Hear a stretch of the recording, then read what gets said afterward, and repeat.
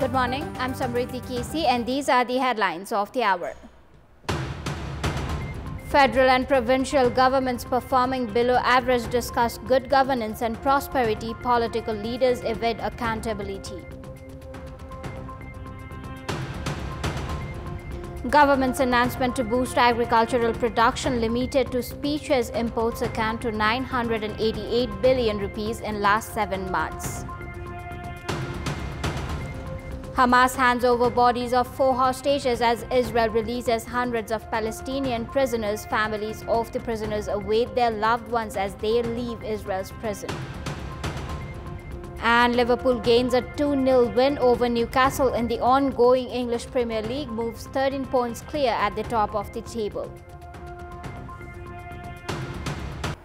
Welcome back. From the federal to provincial government, party leaders emphasize good governance, prosperity and development. However, performance evaluations reveal weaknesses with false claims used to cover them up instead of addressing the issues. Statistics reveal a disconnect between leadership claims and performance. While leaders like Prime Minister K.P. Sharma Oli, chief ministers and municipal leaders boast about good governance, growth and development, but they have fallen short or have performed average according to government evaluations. The performance of the federal government has shown concerning results. According to the semi-annual report from the Nepali month of Shravan to Paush, 12 ministries, including the Prime Minister's office, failed, with the Prime Minister's office scoring only 28.1%. Minister for Physical Infrastructure and Transport, Devendra Dahal, was the weakest performer with just 7.9%. Despite these poor results, Dahal argued that the evaluation method was flawed rather than addressing his shortcomings. Overall, 12 ministries failed, 8 passed with average marks, only 2 achieved excellent scores. Finance Minister Bishnu Paudel scored 39.2%, while Communication and Information Technology Minister Prithvi Subba Gurung scored 18.5% in the performance evaluation. The Results Management Division under the Prime Minister's office assessed the activities and achievements outlined in the Annual Action Plan. While the federal government's performance has been lacking, the situation at the provincial level is even more disappointing. Sudur Paschim Province, once tagged the best by the National Resources and Fiscal Commission, continues to struggle and remains average. 11 point मध्ये 5-6 point मात्रै गर्दियो भने धेरै राम्रो हुन्छ त्यो उनीहरुले त्यति carefully process मात्रै एप्लाई गर्दियो भने नि त्यसलाई राम्रोसँग चाहिँ परफर्मेन्स देखाउन सकिन्छ दोस्रो कुरो राजनीतिक अस्थिरताको कारण पनि यसको एउटा इम्प्याक्ट हो जस्तो मलाई लाग्छ जति पालिकाहरु चाहिँ स्थायित्व छ प्रतिपक्ष हुँदैन आफैले मात्र काम गरेर अगाडि बढाउन सकिन्छ तर प्रदेशमा चाहिँ प्रतिपक्षको सरकार बनाउने र सरकारलाई असफल गिराउने खेलमा मात्रै बढी केन्द्रित भयो आफ्नो कार्य सम्पादनतिर अलि ध्यान नदिएको कारणले पनि यो चाहिँ परफर्मेन्स कम भएको देखिएको जस्तो मलाई लाग्छ According to the Annual Action Plan, most ministers are failing in performance, with the Prime Minister's office showing weaknesses in implementing government reforms. Performance at the provincial level is also disappointing. Political analysts argue that instead of addressing these shortcomings, ruling party leaders continue to claim that development in the country is accelerating, often ignoring the need for genuine reform. A government assessment found provincial governments performing poorly. Sudur Paschim Province ranked highest with 51.6%, while Madhya Province is ranked lowest at 30%.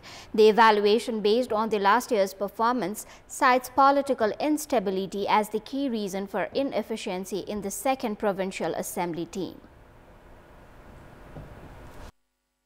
National Natural Resources and Fiscal Commission's assessment ranked Sudur Paschim Province first, with 51.6% in the last financial year's performance evaluation. Previously, fifth in fiscal year 2079-80, its rise suggests improved governance despite not achieving the huge score. यो पर्याप्त होइन यसले यो प्रदेशलाई अथवा समग्र प्रदेशलाई एउटा विकासको सुशासनको गतिमा जति गतिमा लिएर अगाडि बढ्नुपर्ने हो त्यो बढ्न नसकेको पनि सन्देश दिएको छ। साथसाथै त्यसकारणले भोलिका दिनमा अझ बेटर कसरी गर्न सकिन्छ भन्ने सन्दर्भमा म आफू पनि व्यक्तिगत रूपमा मेहनत गर्नेछु र हाम्रा तत्त्व निकायहरूलाई पनि त्यसरी नै परिचालन गर्ने सन्दर्भमा म निरन्तर लाग्नेछु। Karnali province's performance remains weak. However, it improved from 6th to 4th place with 41.6%. However, accountability in bureaucratic and political leadership is lacking and policy issues remain unaddressed. खर्च गर्ने हुन्छ नि त्यो हाम्रो मिलिरहेको छैन र अर्को हाम्रो समस्या भनेको मन्त्रालयमा फ्रिक्वेन्ट सचिवहरूको चेन्ज बजेट असार 1 गते ल्याउँछौँ साउन 1 गतेबाट नै राम्रोसँग कार्यान्वयन हुने परिवेश हामीले बनायौँ कर्मचारीहरू फ्रिक्वेन्ट चेन्ज नहुने त्यो अवस्था भयो भने हामीले यो इम्प्रुभ गर्न सक्छौँ भन्ने मलाई लाग्छ। Madhya province showed the weakest performance, scoring only 30%. Though it provided financial equalization grants to local level by Chaitra, it failed to submit incoming and expenditure details to Finance Ministry by Posh of Nepal's year 2081. Its poor performance is attributed to an immature working style and lack of cooperation from the staff administration. लक्ष्यविहीन सरकार गन्तव्यमा पुगिन सक्दैन। उले ब्युरोक्रेसीलाई कसरी परिचालन गर्ने कसरी लक्ष्य बनाएर अगाडि बढ्ने त्यो सोच नभएको सरकार हो। त्यो उहाँहरुको नियत संहिता मैत्री कर्मचारीहरुको हुँदैन। Koshi ranked 2nd with 50.9%, Bagmati 3rd with 45.6%, Gandaki 5th with 40.8%, and Lumbini 6th with 25.9% in the performance evaluation. Only Sudar Paschim and Koshi scored above 50%. The evaluation was based on factors like audits, budget allocation, revenue collection, equalization grant distribution, financial reporting, and budget implementation reviews.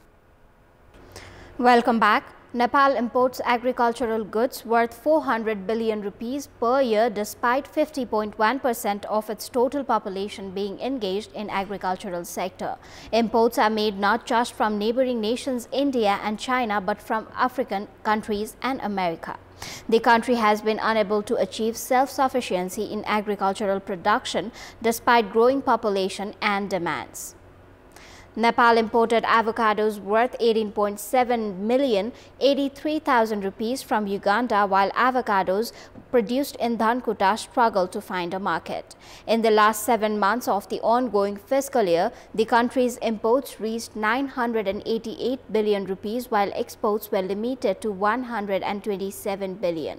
The government announced the country to be self-sufficient in dairy products in the Nepalese year of 2076. However, the same products worth 900 million were imported. Nepal also imported 21,000 pieces of roses from Netherlands and India this year. The country has relied on more than 50 nations for importing live animals. 40 million kgs of garlic has been imported from China and India worth 6 billion rupees. Experts highlight many of the goods that Nepal imports from around the globe can be produced within Nepal itself. The government has implemented programs to increase production but to no avail. Nepal's increasing reliance on imports have widened the country's trade deficit. The cost of importing agricultural products alone has risen by 400 billion rupees. The government's announcement of initiatives to boost production and make the country self-sufficient have largely remained limited to slogans. Hamas hands over the bodies of 4 Israelis held in Gaza to the Red Cross as a part of the last scheduled exchange in the first phase of the ceasefire deal. Simultaneously, the first bus carrying dozens of freed Palestinian prisoners from the Ofer prison arrives in Ramallah in the occupied West Bank. The exchange comes after Hamas announced reaching a deal with mediators on the handover of 620 Palestinian prisoners who have been due to be freed by Hamas last week and an equivalent number of women and children detained in Gaza since the war began.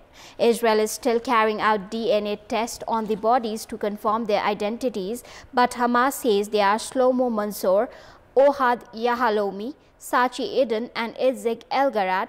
They were all taken during the 7th October 2023 attack.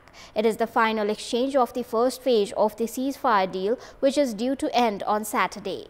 Gaza's health ministry has confirmed 48,348 Palestinian deaths in Israel's war on Gaza, while 111,761 people have been wounded. The government media office updated its death toll to at least 61,709, saying thousands of Palestinians missing under the rubble are presumed dead. At least 1,139 people were killed in Israel during the October 7, 2023 Hamas-led attacks, and more than 200 were taken captive. Myanmar's border guard force detained more than 7,100 foreigners from 28 nationalities who were stranded after a multinational crackdown on compounds run by criminal gangs in Mewadi and Myanmar. Those rescued included 4,860 Chinese nationals, followed by 572 Vietnamese and 526 Indians. More than 500 others were from various African countries. An official said Myanmar will transfer 94 Indonesians today. They will be taken by bus to a Thai airport before boarding a chartered flight back to Indonesia the following day. In recent weeks, authorities from China, Thailand and Myanmar have attempted to dismantle scam centers and illegal online operations on the border, part of a network of illegal compounds across Southeast Asia, where hundreds of thousands have been trafficked by gangs. A dishwasher-sized NASA satellite was launched into space from Florida to identify where water, a precious resource for lunar missions, resides on the moon's surface in places such as the permanently shadowed craters at its poles. A SpaceX Falcon 9 rocket lifted off from the Kennedy Space Center in Cape Canaveral, carrying NASA's Lunar Trailblazer orbiter. The Lunar Trailblazer spacecraft was built by Lockheed Martin's LMT.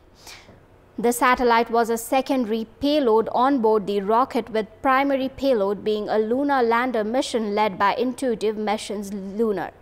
The lunar surface is often thought of as arid, but previous measurements have found the presence of some water even in warmer sunlit locations. In cold and permanently shadowed places at the lunar poles, it has long been hypothesized as there could be significant amounts of water ice.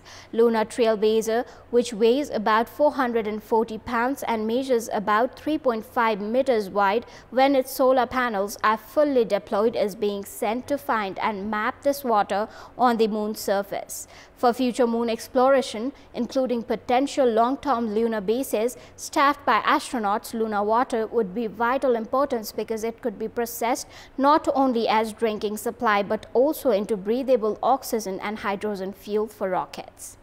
A child in the West Texas has died of measles, which is the first reported U.S. death from the highly contagious disease in a decade, as a Texas outbreak has grown from a handful of cases to more than 130 across 2 states.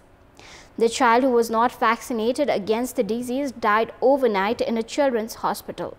Patients have displayed symptoms such as high fever, red watery eyes, nasal congestion, cough and a rash that begins on the face. Children have been treated with supplemental oxygen and high-flow oxygen medication for the high fever and IV fluids. According to Dr. Johnson, the hospital has seen around 20 patients who required hospitalization for confirmed measles infection, with several additional patients presenting to the emergency department, though they did not require admission. The U.S. death rate from measles, which spreads through the air by respiratory droplets from coughing or sneezing, is 1 to 3 deaths out of every 1,000 reported cases.